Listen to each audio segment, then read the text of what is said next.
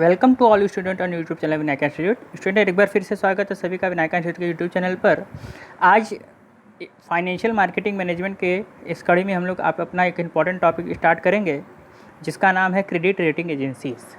Credit rating agencies यानी जो rating देती है, रेटिंग का मतलब होता है टॉप कंपनी है, मतलब टॉप मोस्ट कंपनी कौन कौन सी है, इसके बारे में हम लोग चर्चा करेंगे। यानी कौन कौन सी ऐसी एजेंसी है जो क्रेडिट देने का काम करती है। तो चलिए ज़्यादा देर नहीं करते हैं, अपने वीडियो को स्टार्ट करते हैं। देखिए, क्रेडिट रेटिंग एजेंसी कह रहा है ये संस्था निम्न को रेटिंग देने का काम करते हैं। किसको किसको? पर्सन को, कंपनी को, संस्थाओं को, सरकार को। ये क्या काम करेगी? इनको रेटिंग देगी कि पहले के कौन है, दूसरे पर कौन है, कौन सबसे अच्छा चल रहा है, किसकी परफॉर्मेंस अच्छी नहीं है। ये कंपनी वगैरह, इंस्टीट्यूशन वगैरह को रेटिंग देने का काम करती है। अच्छा, ये रेटिंग कितने स्तर पर होती है? 2 स्तर पर, इंटरनेशनल लेवल पर और नेशनल लेवल पर। अच्छा, इंटरनेशनल लेवल पर जो रेटिंग देने वाली संस्था है वो कौन कौन सी है? पहला है मूडीज़। कौन है? मूडीज़। मूडीज़ की स्थापना कब हुई? कौन है? मूडीज़। मूडीज़ की स्थापना 1909 में। फिर S&P। आपसे क्वेश्चन पूछेगा S&P क्या है? तो S&P क्या है? रेटिंग एजेंसी है। क्या है? S&P rating agency, standard and poor इसका। और फिंच कहते हैं, फिंच इसको क्या कहते हैं? फिंच कहते हैं। ये भी कौन सी एजेंसी है? इंटरनेशनल। आपसे मान लीजिए क्वेश्चन पूछेगा फिंच क्या है? रेटिंग एजेंसी है। क्या है? रेटिंग एजेंसी है। ठीक, ये इंटरनेशनल लेवल पर था। नेशनल लेवल पर क्या है? पहला है क्रिसल। इसका फुल फॉर्म भी याद रखेगा, एग्जाम में हो सकता है फुल फॉर्म ही पूछ दे। क्या है? Credit rating information services India limited. ये सबसे पुरानी है और इसकी स्थापना कब हुई? 1987 में। इसने काम कब प्रारंभ किया? 1988 में। और इसका जो ऑफिस है वो कहाँ है? मुंबई में है। तो आपको क्या क्या याद रखना है? एक तो इसका फुल फॉर्म याद रखना है, पहली चीज़। दूसरा है इसका स्थापना कब हुई वो याद रखना है, और इसका ऑफिस कहाँ है ये याद रखना है। तो सबसे पहला कौन था? क्रिसल था, सबसे पहला क्रिसल। चलिए, दूसरा इकरा। इकरा का full form investment information and credit rating agency. ये सब रेटिंग एजेंसीज है। कौन सी? नेशनल लेवल की। इसकी स्थापना कब हुई? 1991 में। और इसका ऑफिस कहाँ है? गुरुग्राम, जिसको गुड़गांव कहते हैं। ठीक है, यहाँ हुई। तो आप इसका फुल फॉर्म याद रखिएगा, स्थापना और ये गुड़गांव। उसके बाद केयर। केयर का full form credit analysis and research limited. स्थापना 1993 में और ऑफिस मुंबई में। ठीक, अगला है ओनिकेयर।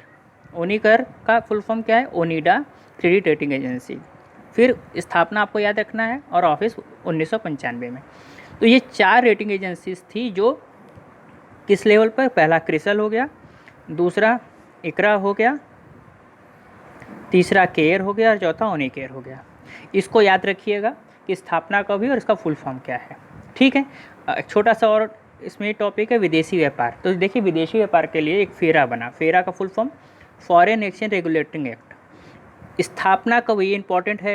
एक तो पहले फेरा को परिवर्तित करके फेमा बनाया गया, यानी इसको फेरा को रिप्लेस करके क्या बनाया? फेमा बना। फेरा की स्थापना 1973 में। इसका समापन कब हुआ? 2002 में। फेमा आया, फेरा को समाप्त करके क्या है? फेरा, फॉरेन एक्सचेंज मैनेजमेंट एक्ट। ये अधिनियम कब पारित हुआ था? 1999 में। लेकिन लागू या प्रभावी कब हुआ? 2002 में, सॉरी 2000 में। अब आप ध्यान दीजिएगा, हमने अभी आपसे कहा कि फेरा को समाप्त करके फेमा बना।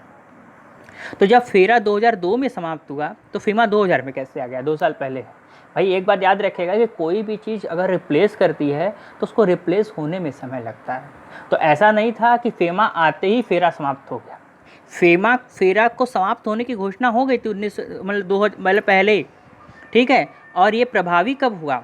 2000 में प्रभावी हुआ। ये प्रभावी कब हुआ? 2000 में प्रभावी हुआ। ठीक है स्टूडेंट, ठीक है। तो ये जो फेरा जब समाप्त कब हुआ? 2002 में। लेकिन भाई इसके समाप्त होने से पहले ही किसी को आना है, तो वो कब आया? 2000 में आया। यानी फेमा कब आया? 2000 में प्रभावी हो गया। लेकिन लागू एक्ट कब बना? 1999 में। तो आपको 2-3 चीज़ें इसमें याद रखनी है। एक तो फेरा का फुल फॉर्म क्या है? Foreign exchange regulating act. इसकी स्थापना 1973 में, समापन 2002 में। ठीक, उसी तरह से फेमा का अधिनियम कब बना? फुल फॉर्म, और कब से प्रभावी है? 2000 में। ठीक, ये छोटा सा टॉपिक था स्टूडेंट्स, क्रेडिट रेटिंग एजेंसी का। ये समाप्त होता है। इसके बाद जो नेक्स्ट टॉपिक होगा हमारा लेसन नंबर 9, जिसमें हम लोग बहुत ही इंपॉर्टेंट टॉपिक है ये आपके एग्ज़ाम के लिए, और एग्ज़ाम के पॉइंट ऑफ व्यू से भी, और अगर आप एज अ कॉमर्स स्टूडेंट हैं फिर भी आपके लिए बहुत इंपॉर्टेंट टॉपिक है। इसका क्या नाम है? इंटरनेशनल डिपॉजिटरी सिस्टम, यानी ADR, GDR और IDR। इसके बारे में हम लोग अपने नेक्स्ट टॉपिक में चर्चा करेंगे, नेक्स्ट वीडियो में चर्चा करेंगे। ठीक है स्टूडेंट्स, तो ये रेटिंग एजेंसीज का जो टॉपिक था वो समाप्त होता है, और हमको आशा है कि वीडियो छोटा था लेकिन आपको अच्छा लगा होगा, और अगर अच्छा लगा होगा तो इसको अपने फ्रेंड के साथ ज़रूर शेयर करिएगा, और अगर वीडियो और अच्छा लगता है तो ज़रूर लाइक करिएगा और कमेंट्स ज़रूर किया करिए। जब आपके कमेंट्स आते हैं तो पढ़कर मोटिवेशन मिलता है। अगर आपको लगता है कि अच्छा है तो अच्छे कमेंट करिएगा, और आपको अगर कोई सजेशन लगता है कि भाई इसमें ये सुधार होना चाहिए तो आप उसके में भी आप हमको कमेंट करके बताइएगा, ताकि हम अपने अगले वीडियो में उसको सुधार कर सकें। और जिस स्टूडेंट ने इसको सब्सक्राइब नहीं किया उसको सब्सक्राइब कर ले, ताकि आने वाले जो वीडियो जितने भी हैं वो आपको उसकी नोटिफिकेशन मिल सके।